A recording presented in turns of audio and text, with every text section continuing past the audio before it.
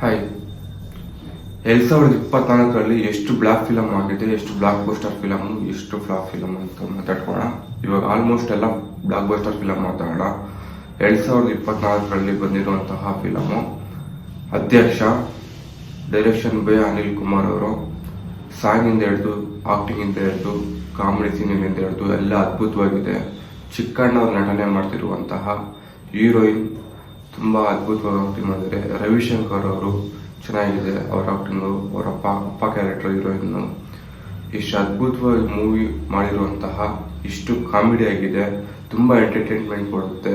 ಯಾರು ನೋಡಿಲ್ಲ one time watch ಮಾಡಿ.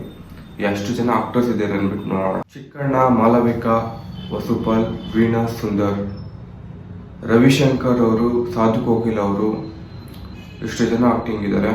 ಫಿಲಮ್ ಯಾರ್ಯಾರು ನೋಡಿಲ್ಲ ಅಂತ ಅಂದ್ಕೊಂಬೇಡಿ.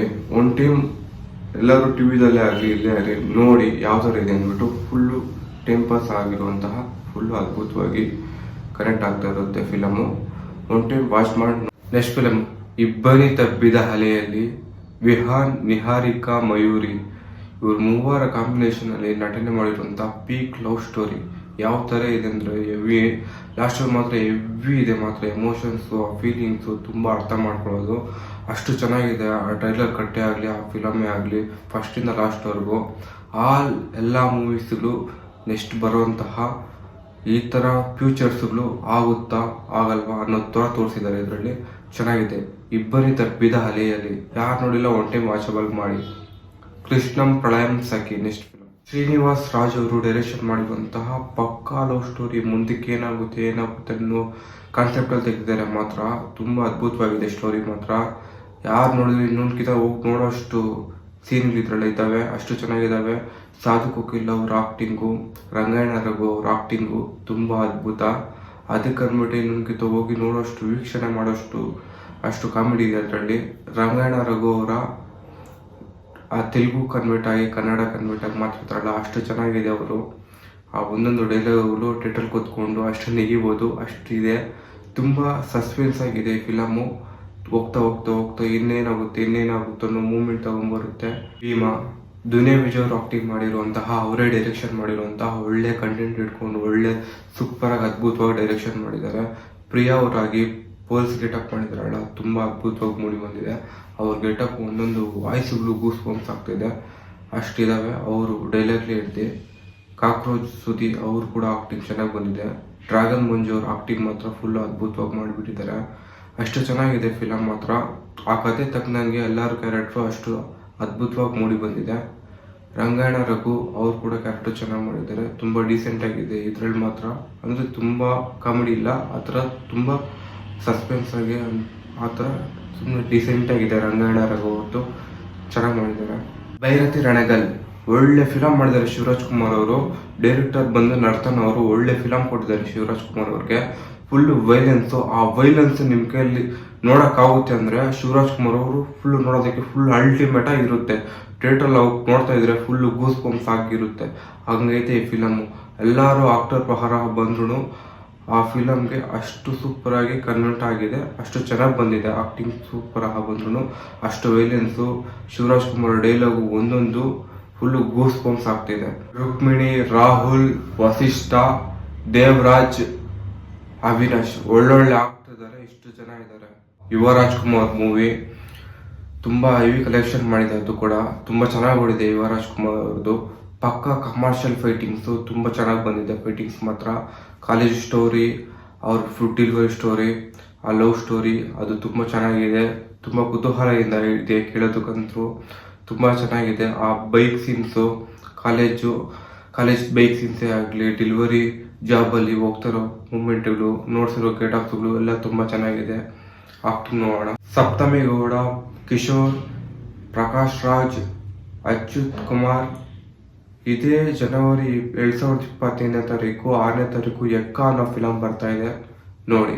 ಮಾರ್ಟಿನ್ ಅನ್ನೋ ಫಿಲಮಲ್ಲಿ ಬಂದರೆ ಮಾರ್ಟಿನ್ ಯಾವ ಥರ ಇದೆ, full action. Dhruva Sarja ಫ್ಯಾನ್ಸ್ಗಳಿಗೆ full ಇಷ್ಟ ಆಗುತ್ತೆ ಅಷ್ಟೇ ಆ film. One time watchable movies.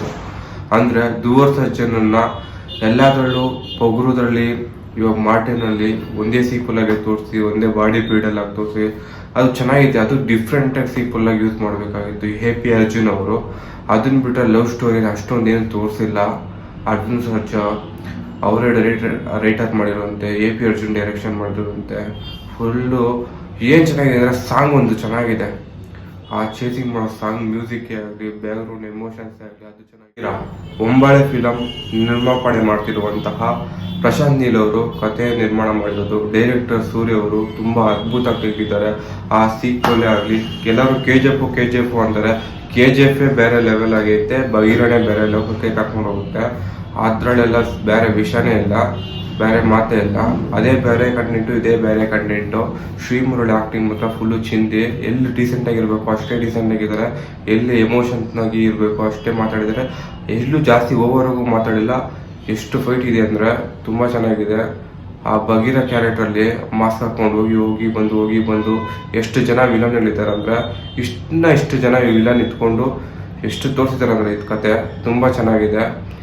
Ranganna Raghu ಅವರ ಆಕ್ಟಿಂಗ್ ಮಾತ್ರ ಫುಲ್ಲು ಚಿಂದಿ. ಪ್ರಕಾಶ್ ರಾಜ್ ಅವರ ಆಕ್ಟಿಂಗು ತುಂಬ ಚಿಂದಿ. ಅವಿನಾಶ್ ಅವರು ತುಂಬ ಅದ್ಭುತವಾಗಿ ಮಾಡಿದ್ದಾರೆ. ಅಂದರೆ ಆ ಕ್ಯಾರೆಕ್ಟರ್ಗೆಲ್ಲ ಒಂದು ಸ್ಟೆಪ್ ಬೈ ಸ್ಟೆಪ್ಪು ತುಂಬ ಅದ್ಭುತವಾಗಿ ತೋರಿಸಿದ್ದಾರೆ. ಹೀರೋಯಿನ್ ಆಕ್ಟಿಂಗ್ ಮಾತ್ರ ಚೆನ್ನಾಗಿದೆ. ಗರುಡ ಅವ್ರ ಗೆಟಪ್ ಮಾತ್ರ ತುಂಬ ಅದ್ಭುತ. ಅರ್ಧ ಮುಖ ಸುಟ್ಟೋಗಿ ಅರ್ಧ ಮುಖ, ಆ ಎಕ್ಸ್ಪ್ರೆಷನ್ಸು, ಆ ಡೈಲಾಗು ಹೊಡಿತಾ ಇದ್ರೆ ಇಷ್ಟು ವಿಲನ್ ಫ್ಯಾನ್ ಒಂದೊಂದು ಟೈಮ್ ಅನಿಸುತ್ತೆ ಟ್ರೈಲರ್ ಹೋಗಿ ನೋಡ್ತಾ ಇದ್ದಾಗ, ಫ್ಯಾನ್ ಇಂಡಿಯಾ ವಿಲನ್ ನೆಕ್ಸ್ಟ್ ಯಾರಪ್ಪ ಅಂದರೆ ಅದು Garuda. UI director Upendra, hero Upendra, Reshma heroine, Ravishankar, cockroach ಸುದ್ದಿ, ಸಾಧು ಕೋಕಿಲ, ಗುರುಪ್ರಸಾದ್, ಮುರಳಿ ಶರ್ಮಾ, ಇಷ್ಟು ಜನ ಆಕ್ಟಿಂಗ್ ಇದ್ದಾರೆ. ಇಷ್ಟು ಜನ ಆಕ್ಟಿಂಗು ಡಿಫ್ರೆಂಟ್ ಕ್ಯಾರೆಕ್ಟರ್ ಮಾಡಿದ್ದಾರೆ.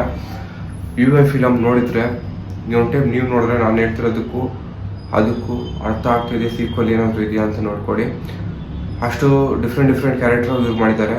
ಆಮೇಲೆ ಕಲ್ಕಿ, ಸತ್ಯ ಇವರಿಬ್ಬರ ಕಾಂಬಿನೇಷನಲ್ಲಿ, ಅಂದರೆ ಇವರಿಬ್ಬರು ನಾವು ನೋಡ್ತಾ ಇದ್ದಾಗ ನಮ್ಮೊಳಗೆ ಒಂದು ಬಾಡಿ ಇದೆ, ನಮ್ಮೊಳಗಡೆ ನಾವು ಒಬ್ಬೊಬ್ಬರೇ ಮಾತಾಡ್ಕೊತಾ ಇರ್ತೀರಲ್ಲ, ಆ ಥರ ಅರ್ಥದಲ್ಲಿ ಹೇಳಿದ್ದಾರೆ.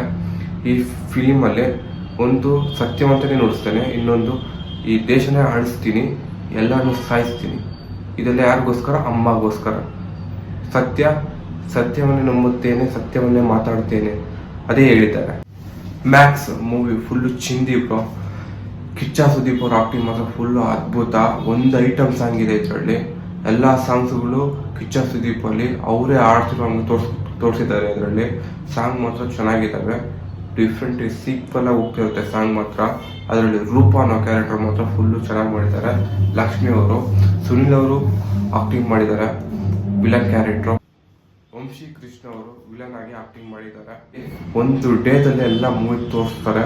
ಆದರೆ ಕಿಚ್ಚ ಸುದೀಪ್ ಅವರು 4 ಡ್ರೆಸ್ ಅಂತೂ ಹಾಕ್ಕೊಂಡಿದ್ದೇ ಇಲ್ಲ. ಅಲ್ಲಿ ಒಂದೇ ಬಟ್ಟೆದಲ್ಲಿ ಎಷ್ಟು ಸ್ಟೈಲಾಗಿ ಸಿಗರೇಟಲ್ಲೇ ಆ ಕ್ಯಾಮ್ರಾ ವಿಧಾನ ಆಗಲಿ, ತೋರಿಸಿರೋದಾಗಲಿ ತುಂಬ ಅದ್ಭುತವಾಗಿ ತೋರಿಸಿದ್ದಾರೆ. ನೋಡ್ತಾ ಇದ್ರೆ ಆ ಮೂಮೆಂಟಲ್ಲಿ, ಆ ಫಿಲಿಮಲ್ಲಿ ನಾವೇ ಹೋಗಿದ್ದೀವಿ ಅಂದ್ಬಿಟ್ಟು ಅನಿಸುತ್ತೆ. ಅಷ್ಟು ಚೆನ್ನಾಗಿದೆ ಇದು ಮೂವಿ. ಮ್ಯಾಕ್ಸ್ ಅಂದರೆ ಮ್ಯಾಕ್ಸಿಮಮ್ ಆಗಿ ಮಾತಾಡಬೇಕು.